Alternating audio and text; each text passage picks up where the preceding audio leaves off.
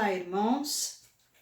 Vamos então prosseguir na leitura da obra Voltei, escrita pelo irmão Jacó, através do Chico Xavier. Nós estávamos na página 76 e o irmão Jacó estava descrevendo a viagem que faziam rumo a algum lugar da espiritualidade que ele ainda não sabia onde era. Então vamos repetir aqui os dois últimos parágrafos, só para a gente se situar melhor. Percebi que o benfeitor desejava destacar que, em tais lugares, no umbral, tanto pode o emissário do amor exercitar-se na renúncia do bem, como pode o malfeitor das sombras internar-se no crime e no mal. Compreendendo, no entanto, que as atenções dele se dividiam entre o carinho para comigo e a expectativa asfixiante da hora, sofreei o desejo de perguntar. Então ele evitou perguntar porque percebeu que o mentor estava preocupado. Nova advertência. Quantas horas despenderamos voyajando sobre o extenso império das sombras? Debalde tentava rearticular a noção de tempo. O abatimento e as surpresas sucessivas como que me aniquilavam o autocontrole. Ele não tinha ideia de quanto tempo levavam naquele trajeto, naquela viagem. Continuávamos sem ocorrências dignas de menção especial, através da mesma paisagem triste e obscura, quando um dos membros da expedição ao lado de Bezerra lhe mostrou um objeto semelhante a uma bússola que conhecemos na Terra, emitindo impressões que o supervisor escutou atenciosamente. Então mostrou um aparelhinho e o Dr. Bezerra ouviu atentamente as observações deste espírito que fazia parte daqueles que estavam levando o grupo para a espiritualidade. Logo após, o venerável amigo determinou uma pausa e, congregando-nos todos em derredor dele, comunicou em voz sumida e prudente. Vejam que ele está com muitos cuidados, falando baixinho. Então, com voz sumida e prudente, que nos avizinhávamos de uma ponte de acesso aos círculos de atividade espiritual dignificada, que nos aguardavam além, entretanto, o registro magnético do psiquismo de nosso grupo assinalava o fenômeno que classificou por inquietante média de pavor. Vejam que, ao que tudo indica, aquele aparelhinho estava medindo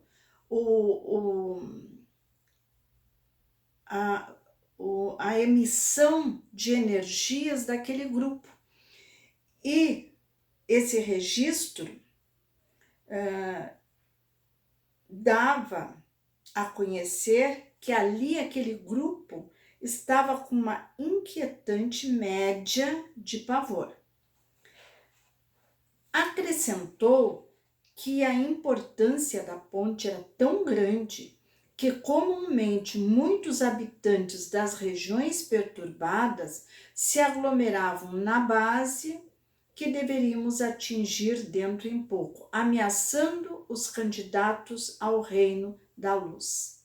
Pediu-nos calma e decisão, silêncio e prece, e sobretudo lembrou-nos a obrigação de esquecer qualquer falta mais grave do passado, para não cairmos em sintonia com espíritos ignorantes penitentes ou malfeitores daqueles domínios. Competia-nos manter harmonia e serenidade em nós mesmos, porque, de outra maneira, poderíamos interromper a corrente de força que sustentava os companheiros menos aptos ao serviço de volitação. Então, vejamos, este aparelhinho, na realidade, quer me parecer que ele registrava essa média de pavor não no grupo. Pode ser que não fosse do grupo, que fosse do ambiente, mas havia, que ele não explica direito de onde partia essa inquietante média de pavor. É possível que fosse do grupo, mas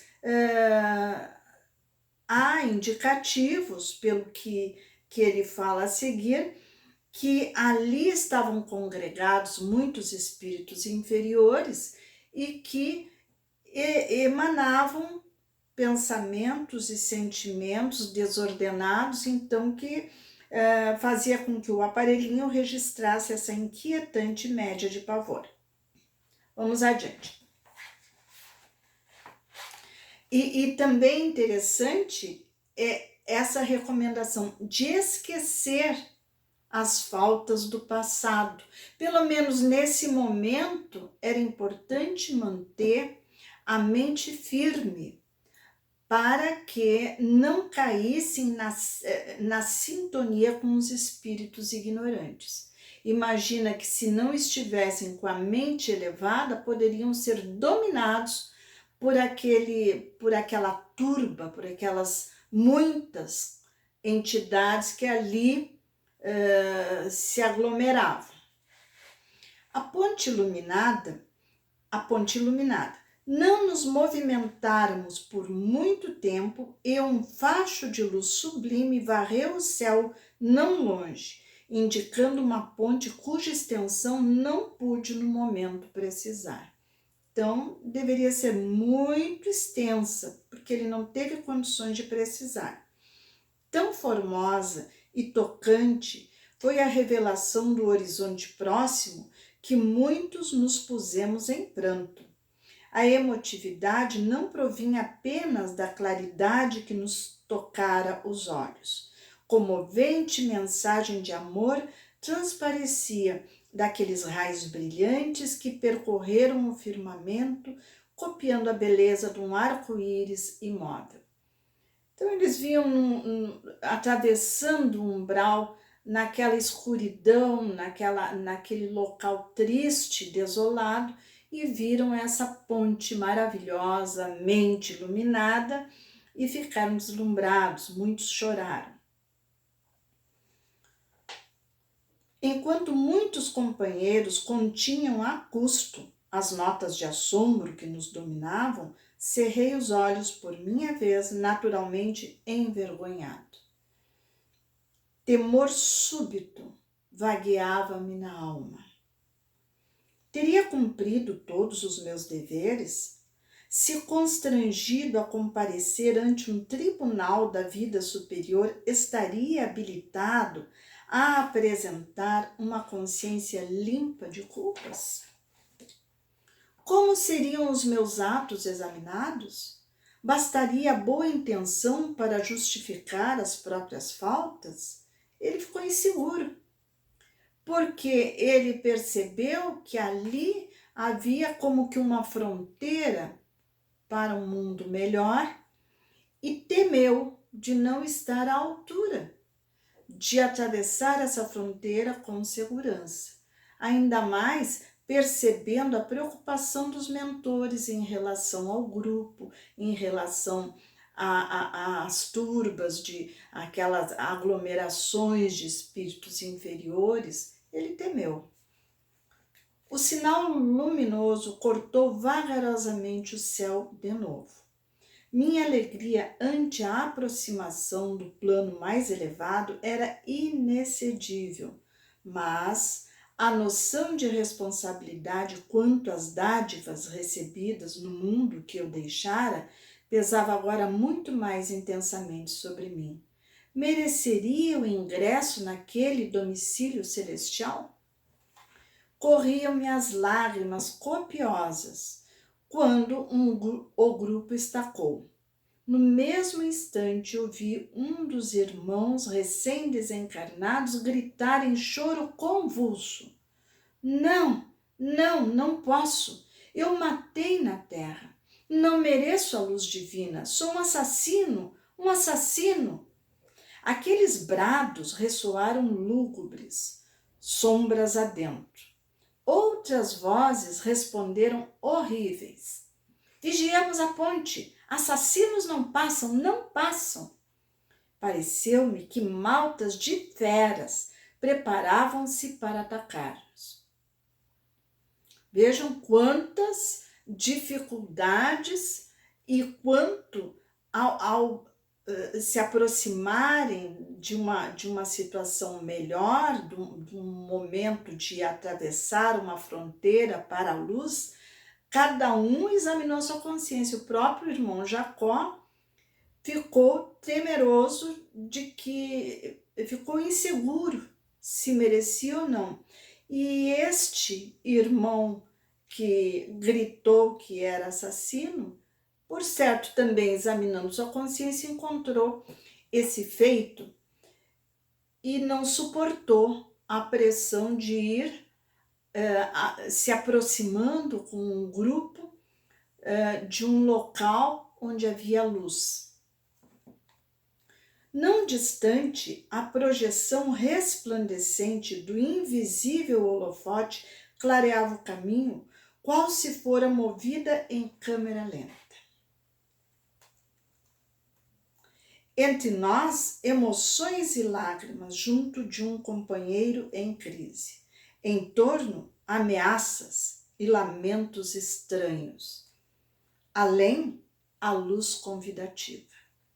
Bezerra, sereno, mas fundamente preocupado, rompeu a expectação, cientificando-nos de que deveríamos olvidar os erros do pretérito e que um dos amigos, em vista de corresponder em demasia à lembrança do mal, impusera a descontinuidade à nossa viagem. Então, o que ele disse? Para olvidarem, para esquecerem os erros do passado, que não era o momento de fazer exame de consciência. Naturalmente, se estavam todos ali, é porque todos tinham condições de ir. Bezerra de Menezes não ia levar essas pessoas até ali para deixar algum para trás. Mas aquela consciência de culpa falava muito alto e desequilibrou o irmão. Então, o que ele disse? Que não lembrassem do mal, que o fato de lembrar disso acabou interrompendo a viagem, né? Com todos os perigos que isso poderia implicar. Acentuou que as reminiscências de crimes transcorridos não deveriam perturbar-nos e que bastaria sintonizar-nos excessivamente com o pretérito para causarmos sérios prejuízos a outrem e a nós mesmos em circunstância delicada quanto aquela. Então, o que ele dizia? Não sintonizem excessivamente com os erros do passado, porque isso vai trazer prejuízo não só para aquele que praticar, que fizer isso, como também para os demais que estão compondo o grupo. Disse que o irmão em crise realmente fora homicida em outra época, mas trabalhar em favor da regeneração própria e a bem da humanidade, com tamanho valor nos últimos 30 anos de existência, que merecera carinhosa proteção dos orientadores de mais alto e que não devia levar a penitência tão longe, pelo menos naquele momento, a ponto de ameaçar o êxito da expedição. Mais tarde ele poderia rever, poderia se submeter à expiação correspondente ao seu ato, mas não ali naquele momento. O momento pedia prece, pedia concentração, não só em favor próprio, como do grupo todo. Necessitávamos reatar o fio de ligação mental comum, a fim de que a nossa capacidade volitante fosse mantida em alto padrão. De outro modo, a concentração em massa de entidades inferiores ao pé da ponte que se alonga sobre o abismo, talvez nos dificultasse a passagem. Finalizando a ligeira observação, Bezerra acenou para mim e recomendou-me orar em voz alta, para que a nossa corrente de energia espiritual se recompusesse. Pensamento é tudo, não é, meus irmãos? O pensamento determina, determina o sucesso ou o insucesso da empreitada que Bezerra de Menezes estava conduzindo. E na Terra, o pensamento fixado em coisas negativas também nos prejudica sobremaneira. Em oração. Espantado com a designação superior, senti medo e vacilei. Então, chamado a fazer a prece, ficou com medo. Ia pronunciar uma frase a esmo, qualquer coisa, esquivando-me a incumbência, mas Marta dirigiu-me expressivo olhar. Em silêncio, pedia-me obedecer a ordem recebida e prometia ajudar-me no cometimento. Amparado por ela e pelo irmão Andrade, dispus-me a executar a determinação. Que prece pronunciaria? Mantinha-se-me o cérebro incapaz de criar uma peça verbal e não conseguia concatenar as ideias para fazer uma prece realmente vibrada para auxiliar naquele momento. Então ele se sentia incapaz de criar uma peça verbal compatível com as aflições da hora. Escutando os rugidos que procediam das trevas, então o clamor, a gritaria, fixei a filhinha e lembrei que Marta repetira aos meus ouvidos o Salmo 23 nos inquietantes minutos de minha libertação da carne.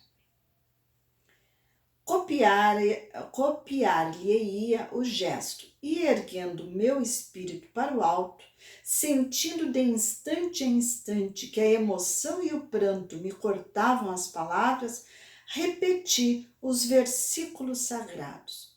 Ao redor, conspiravam em nosso prejuízo o barulho e a ameaça. Todavia, quando pronunciei as frases de confiança, ainda que andemos pelo vale da sombra e da morte, não temeremos mal algum, porque Ele, o Senhor, está conosco. A sua vontade e a sua vigilância nos consolam. Nosso grupo, com Bezerra à frente, levitou sem dificuldade e ganhamos a ponte, atravessando-a a poucos pés de altura acima do arcabouço em que é estruturada, conservando o espírito em prece, expectante, como se pesada força de imantação nos traísse fortemente para o abismo. Passaram sem grande dificuldade, mas não a grande altura, né? Porque se sentiam atraídos para o abismo. Que lápis do plano carnal conseguiria descrever a nossa sensação de contentamento e alívio? Momentos surgem na vida em que só o profundo silêncio da alma consegue traduzir a paz, o reconhecimento e a alegria. Finalmente, conseguiram atravessar a ponte para o lado iluminado. Vamos ver o que ele encontrou do outro lado. Estamos agora no capítulo 8, a chegada. Que seria da existência humana se todos os homens guardassem consigo a certeza de que vivem rodeados pela nuvem de testemunhas espirituais? É uma pergunta bastante interessante. Nós sabemos que vivemos rodeados daqueles que se afinam conosco e que constituem de fato muitas pessoas, como uma nuvem de testemunhas. Então ele pensa que a existência humana seria diferente se as pessoas tivessem a certeza de que é assim e lembrassem disso momento a momento. Como agiria a criatura na vida doméstica e no círculo social se estivesse convencida de que amigos e afeiçoados a esperam em outro lar? Inseguro viajante, preferindo roteiros incertos, o espírito encarnado quase nunca se lembra de que é simples hóspede na esfera que o recebe. Não fosse um desmemoriado das bênçãos divinas, e a caminhada através da carne ser-lhe-ia muito mais proveitosa e mais feliz o regressar. Então, se ele lembrasse dessas coisas, que aqui na Terra somos simples hóspedes da bondade de Deus, que nada possuímos de nós, tanto que quando partimos deixamos tudo. Levamos apenas as aquisições morais, aquilo que conseguimos aprender com as experiências que Deus nos proporcionou. Se nós lembrássemos de tudo isso, como proveitosa seria a nossa estada e como feliz seria o nosso regresso. Esses pensamentos assaltavam-me o cérebro ante os amigos que nos abraçavam acolhedores. Aguardavam-nos contentes no outro lado, com o carinhoso amplexo de boas-vindas. Então, com o carinhoso abraço de boas-vindas. Nenhum de nós, os que fazíamos aquela travessia pela primeira vez, depois de permanência demorada na carne, ficou órfão das lágrimas de ventura. Ou seja, todos choravam. As explosões de carinho com que éramos recebidos faziam-me acreditar no ingresso no paraíso. Para ele, depois de tudo aquilo que ele havia vivenciado, era como o ingresso no paraíso. Na paisagem diferente. Modificara-se a paisagem, depois de transposta a extensa ponte. A escuridão quase absoluta ficara para trás, nos caminhos percorridos, e a atmosfera noturna tornara-se mais leve, mais clara. Impregnara-se o ar de perfumes sutis. Que maravilha, não é? Movimentando-se ao nosso lado, os amigos que nos aguardavam além do despenhadeiro entoavam cânticos de júbilo. Não havia qualquer nota de tristeza nesses hinos de regozijo. Eram todos vazados em soberana alegria, qual se estivéssemos regressando à casa paterna como o filho pródigo da parábola. Alguns foram acompanhados por Marta, cuja voz cristalina me expulsava o cansaço e o abatimento. Então, Marta, em alguns momentos, em alguns cânticos, acompanhou e cantou junto. Muitos dos companheiros sustentavam tochas acesas e, à claridade delas, via-se-lhes o semblante iluminado e feliz. Era noite ainda, né? Então traziam tochas. Fizera-se a volitação mais agradável, mais rápida. A estrada que percorríamos marginava-se de flores, algumas delas como que talhadas em radiosa substância brilhante que irradiava luz, o que convertia a paisagem numa cópia do firmamento. Árvores próximas pareciam cobertas de estrelas. É uma descrição maravilhosa. É alguma coisa que nos faz pensar realmente no paraíso.